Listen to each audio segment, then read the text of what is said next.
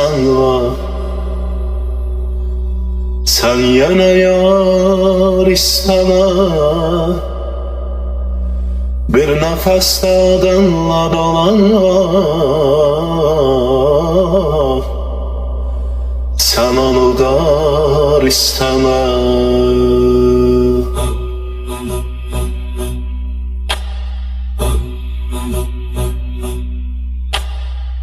Bu fani bazarda bahar gönüller, ucuz gülün şalraklar. Her gün işte bir ayrılık pusuya yatalım, her bakışta gizli yaralar.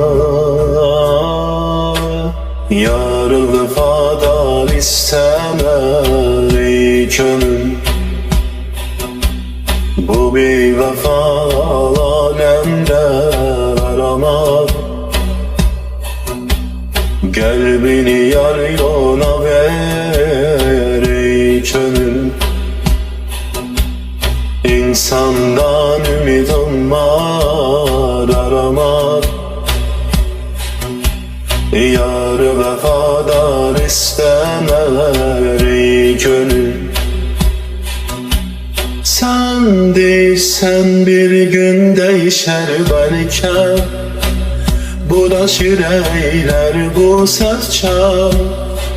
Suti meydanında dönen bir gönül o, adınla dolsun her yer. Günahtarırsan tikan içinde,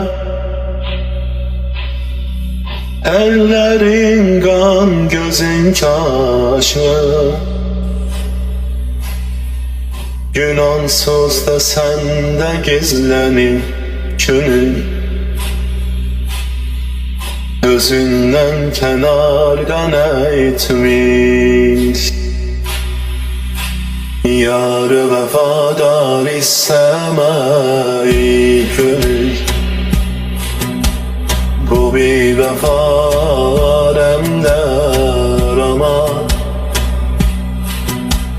Kalbini yar yoluna ver ey gönül,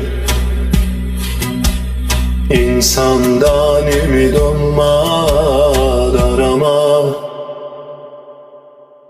Yar vefadar isteme ey gönül.